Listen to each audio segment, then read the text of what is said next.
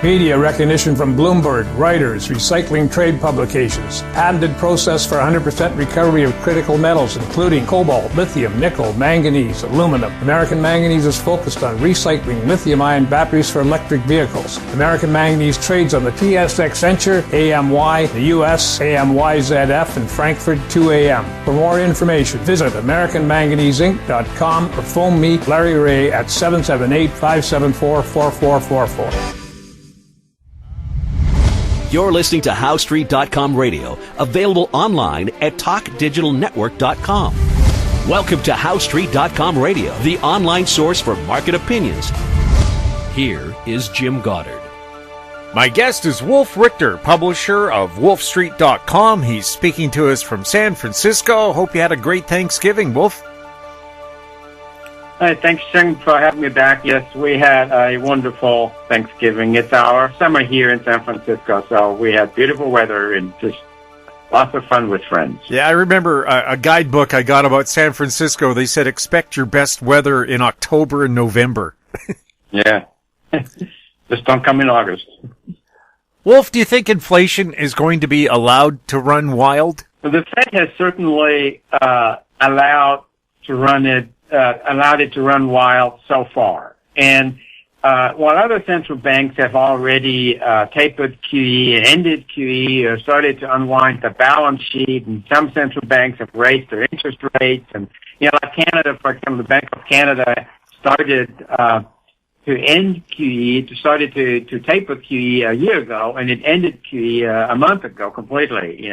So they're a year ahead of the Fed, and the Fed has just essentially said, okay, this inflation is going to go away on its own, and it said that for a year, and inflation has gotten worse and worse and worse, and at the point where people meaning including me, started ridiculing the Fed about this inflation because it's neither minor nor transitory. It's now solidly embedded in the economy. And the Fed has boxed itself into a place where it really didn't need to be, and that it promised markets that it would be patient and that it won't crack down on inflation. And so we've listened to this for a year now. We've got inflation in the United States at around 7% per hour CPIU and over 6% per hour CPIW and over 6% per hour CPIU. And, this is massive inflation. This is, the CPIW inflation is the worst we've had in 40 years. And so now the Fed, Powell himself has come around and said, okay, it's not temporary, it's not transitory, we're gonna retire the term, and it's pretty serious. And when he was, renominated, he said, in a thank you note, that was, just a few days ago, that inflation is going to be priority number one among his list of priorities, and so suddenly there's this big shift, and the Fed has allowed this inflation to get this big by encouraging it, and the Fed has repressed interest rates to 0%, to near 0%, and it's still running QE at nearly full blast. So this is incredibly inflationary monetary policies. It has done this throughout this surge of inflation. So it kept pouring fuel on the fire. And this is the situation we have. And now belatedly, there is a U-turn. And the U-turn has been telegraphed in the thank you notes that I pointed out on my website, and that Powell officially restated now in his testimony before Congress. So now inflation is a big issue. The Fed will taper faster. It will increase interest rates sooner. It will try to get this under control. The thing is, at this point, they're just slowly removing the fuel, the amount of fuel they're pouring on top of the fire. They're continuing to pour fuel on the fire, but they're going to reduce the amounts that they're pouring on it. And so now the question is, how much faster will they reduce the amount of fuel that they're pouring on it? And, the inflation isn't going to turn around until you stop pouring fuel on the fire and take some fuel off. And that, we're just far away from that, So, right now it looks like they may end earlier than mid-2022, so maybe in March 2022. We'll learn more about that after the next Fed meeting. They may raise interest rates a little sooner than that. So sooner than expected. So maybe by April or May 2022. And the inflation is 6%, and the short-term interest rate is still near 0%. So this is incredible inflation rate. Unless they bring short-term interest rates up to the inflation rate, it's going to pour fuel on the fire. So they would have to get their short-term interest rates up to 4 or 5%, at least 3% within a very short period of time to reduce the amount of fuel that they're really pouring on this fire, and they're not there yet with that acknowledgement. I mean, they're going to raise interest rates in 0.25 percentage points, and they're going to maybe raise a few times next year, and this will not be enough to tamp down on inflation by any measure. In order to tamp down on entrenched inflation, the way we're seeing now, with wages surging and with prices surging across the board, with prices of services surging that have nothing to do with the supply chain. So we're talking about rent, we're talking about all kinds of other services that's unrelated to all the different issues going on in Asia and the transportation quagmire and the container issues. I mean, there's nothing to do with that. So this is now spread. It's spread into services, and it's going to spread further, and wages are surging, so that's going to feed inflation further. So we've established a cycle, and it's entrenched, and so now to end that's really only one solution, and that is to cut demand. And you cut demand by increasing interest rates, and by getting people to believe that these increases in interest rates will reduce demand, some sort of buy less. And interest rates will have to go up by quite a bit before, and we're talking about long-term interest rates, before there is any impact on demand.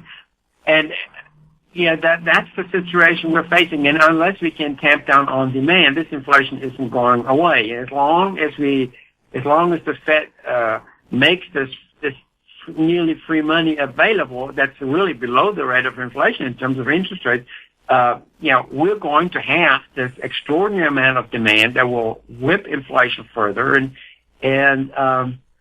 So right now it looks like the Fed is trying to tamp down on inflation, and it's not willing to really crack down hard the way it should. So it's going to be too slow. It's going to be too careful. It's going to want to engineer a soft landing, and that's not going to be a soft landing. They're running way behind the curve, and eventually the Fed will crack down when inflation gets out of hand.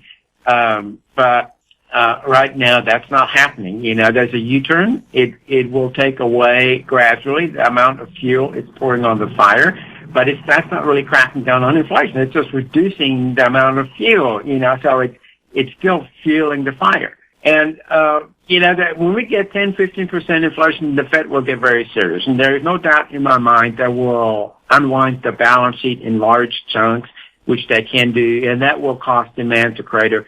And so they can, in theory, crack down on inflation. But when it is at 5, 6, 7%, they'll try to engineer soft landing, and that just won't work. We've waited too long. This is too entrenched, and we're seeing it in every aspect now. Consumers are willing to pay, businesses are willing to pay, everybody's willing to pay these prices, and they're flying,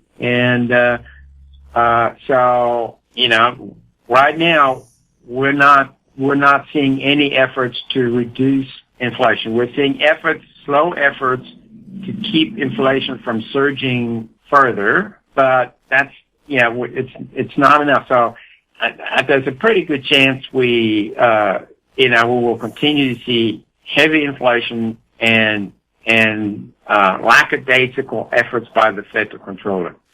How are financial markets likely to react to this inflation? The financial markets, so the stock market can deal with inflation generally. The bond market, that's a different situation. And the bond market right now is controlled by the Fed. So the Fed controls the short end of the bond market directly via its policy rates, and it controls or manipulates the long-term yields or the long end of the bond market via its quantitative easing, QE, and it's still doing a lot of that. So unless the Fed stops QE and starts unwinding its balance sheet, letting some of these bonds run off, the bond market can't really react to inflation. So what you will have is you will have artificially repressed yields while investors are getting crushed by inflation. So you have junk bonds that are yielding 4% or 5% when inflation is 6 or 7%. So these investors are taking huge credit risks and they're not beating inflation. That's the situation you have right now. If yields are allowed to rise, if the Fed stops QE and starts unwinding its balance sheet, the long-term yields will be allowed to rise. And that means that future investors are getting better deals on those bonds because the yields will be higher. But current holders of those bonds will get crushed because those prices of those bonds will come down as yields are rising. So for bondholders, this environment is just it's a horror show in both directions. Now for stock investors, generally inflation means input costs are rising for companies, but it means that they can pass it on, so their prices are rising, that there may be some margin squeeze going on, and there may not be, depends on the company and the industry it's in. And generally they can kind of wind their way through inflationary environment. What stock markets cannot handle is a crackdown on inflation. So when the Fed raises interest rates, ends QE, takes liquidity out of the market, and we've seen the first signs of that in anticipation here. Stock markets are going to react to that. So they're going to react to higher interest rates. They're going to react to the liquidity disappearing, or at least the flow of liquidity into the market ending that QE has provided. And so when the Fed is cracking down on inflation, that itself, I think, will be a pretty rough time for the stock market and the housing market too, because that means higher long-term interest rates, which translate into higher mortgage rates in the United States. So our benchmark mortgage rate is a 30-year fixed rate, which means that for the next 30 years, your interest rate won't change. And these are government-backed mortgages. And when and that kind of track in parallel with the 10-year yield.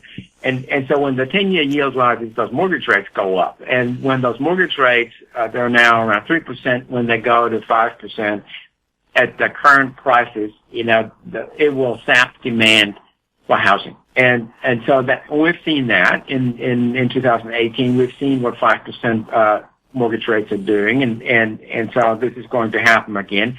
And if it's allowed to persist, it will have a significant impact on the housing market. So it's not inflation per se that the stock market and the housing market have trouble with. It's the crackdown on inflation. And for bond markets, it's the crackdown on inflation that hits the prices of bonds, and it's inflation itself that destroys the real yield of those bonds. And practically across the board, real yields are deeply in the negative right now, and bondholders are just getting crushed left and right. And they're in a really tough situation right now. We'll have more with Wolf Richter right after this. Don't miss out. Stay informed. Receive the HowStreet.com weekly recap with thought-provoking podcasts, radio, and articles delivered to your inbox. Sign up for the HowStreet.com weekly recap on our homepage at HowStreet.com. Welcome back. We're speaking with Wolf Richter. Wolf, specifically, what's inflation likely to do to housing bubbles?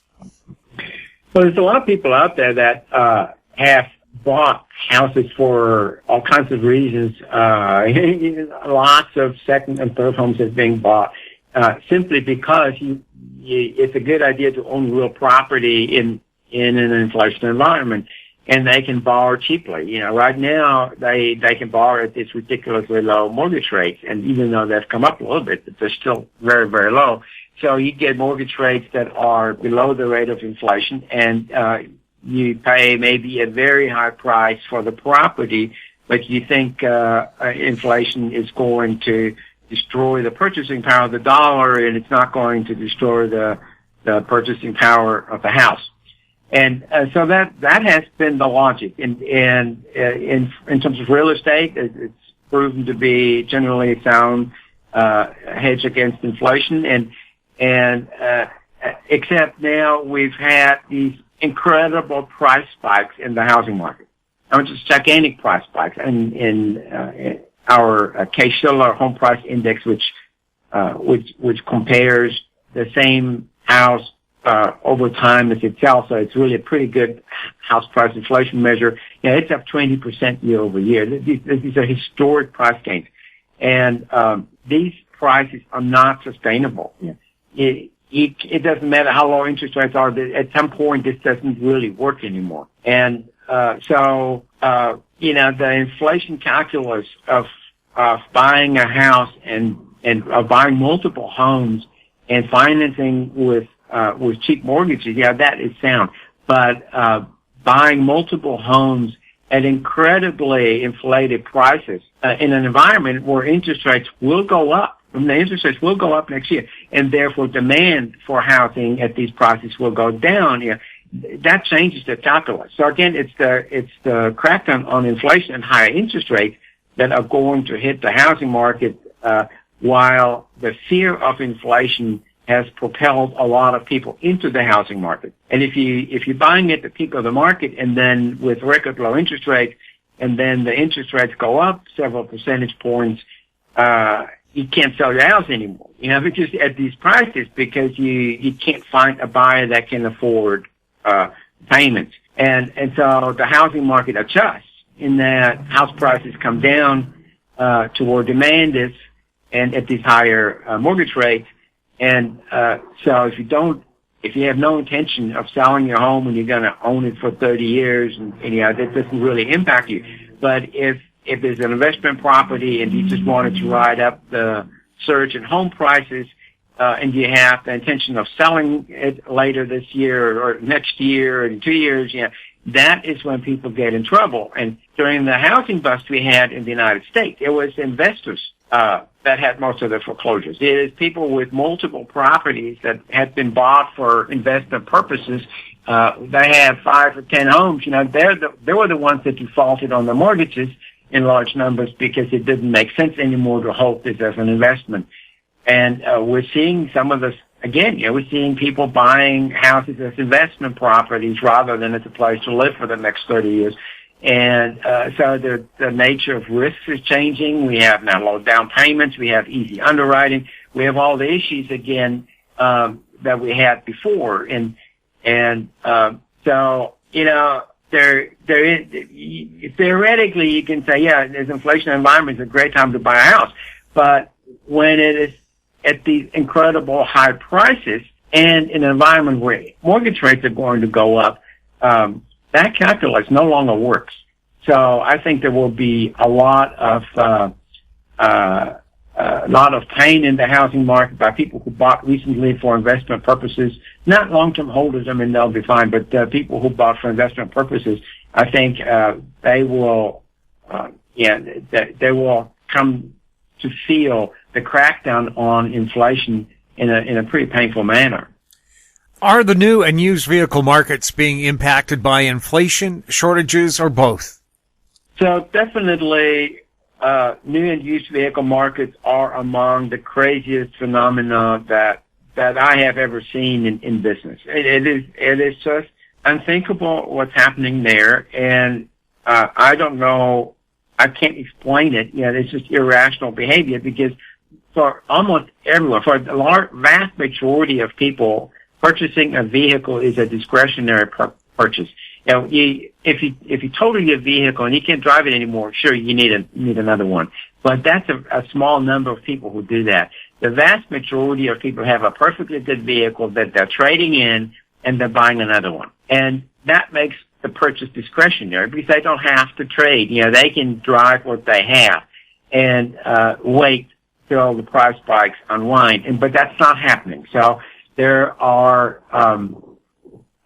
there's irrational behavior in the new and used vehicle market. So we have used vehicles that sell for more. So 2-year-old used vehicles, 1 year and 2-year-old used vehicles that sell for more than new vehicles would sell. We have people that pay thousands of dollars over a sticker to get a new vehicle, when before, people would really chase deals and negotiate and haggle. Now they're jostling for precision to pay thousands of dollars and in some cases tens of thousands of dollars over a sticker to get a new vehicle. And the shortage is one thing, but it's a discretionary purchase. So you don't, unlike food, you have to buy food, but you don't have to buy a vehicle. You can just keep driving what you have. So the shortages don't really apply in that sense. What's going on there is irrational pricing behavior. And that's an inflationary mindset. People aren't thinking about this anymore. They're just paying whatever because they want it and they've got money and it doesn't really matter. And so price is no longer an issue. And so if they have to pay $20,000 over sticker price to get a pickup truck, well, they'll do it. And so it's not the shortages that impact the market. It's a mindset. It's a psychology that has impacted the market. And that psychology is, of course, the biggest driver of inflation. That's how inflation is allowed to persist, in that consumers change their mind about pricing, and the prices don't matter anymore, and they just pay. And that's what we have. And sure, the new vehicle market is desperately short on vehicles, but consumers don't need to buy. That's proven that during the financial crisis. Consumers went on a buyer's strike for years, and the whole industry collapsed. And as demand collapsed, and demand didn't recover for several years.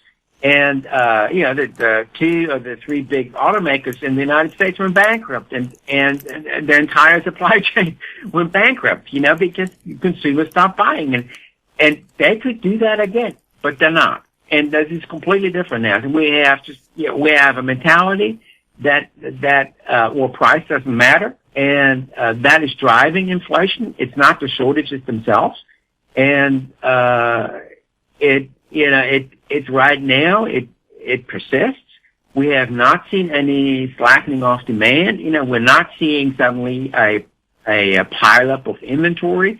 The vehicles that are being built, they're being sold, and they're being sold at extraordinary prices, and used vehicles are being sold at ridiculous prices.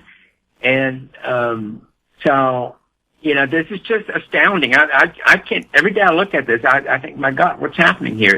Why is this happening? And it's a psychological phenomenon. It's people's attitude about price has changed, and consumers don't mind paying extraordinary amounts of money for a vehicle. And so, it's just, I've been around for a long time, and I've never seen anything like this. This is just a very unique experience to have in front of us. And I think it will be, the solution to that will be pretty rough. I remember we talked once about the psychology of businesses using, this is a limited time offer and we only have limited supplies, and people will do anything to get that stuff. Yeah, I mean, I used to own a car dealership. Yeah, we used to do that too. But people are generally, people are pretty smart about this. Consumers are very smart, you get 10 units in at this price, and when they're gone, they're gone. And sure, but then you get 10 more units in after that. People know that. People know that these so-called shortages and artificial shortages, they don't last long. And these were sales prices. We would cut the prices. Now people are paying more than sticker. They're paying ridiculous prices for used vehicles. And dealers are barely advertising. They don't really need to advertise. And so this whole idea of aggressively selling something is out the window. Now, dealers are sitting there and seeing who bids the most for these vehicles. And, there's some stories out there on the internet where, some dealers trying to get $50,000 over sticker, which is pretty ridiculous. I don't think they'll get there, but they're trying. Dealers are trying to get this. They're trying to really milk that cow. And the fact that they're even trying tells me that there's something seriously wrong with the psychology of this market. It's like they're trying to outbid each other in terms of who can charge the most for a vehicle. And it's just pretty crazy. Of course, it sort of parallels the housing market, and we've seen the same thing there, and just with astounding results. And there's not really a shortage in housing suddenly. That's not happening. And it's a change in psychology. Wolf, thank you so much for chatting with us. Thank you, Jim. My guest has been Wolf Richter, publisher of wolfstreet.com. He was speaking to us from San Francisco. If you have any questions for Wolf, you can send them to us and we'll ask that question. Send them to info@housestreet.com. Find us on Twitter @HouseStreet. Our YouTube channel is Talk Digital Network. We're also on Facebook. I'm Jim Goddard. Thank you for listening.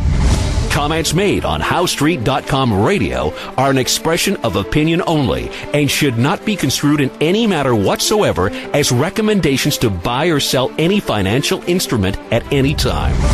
Available online at TalkDigitalNetwork.com. HouseStreet.com radio is a production of House Street Media Incorporated.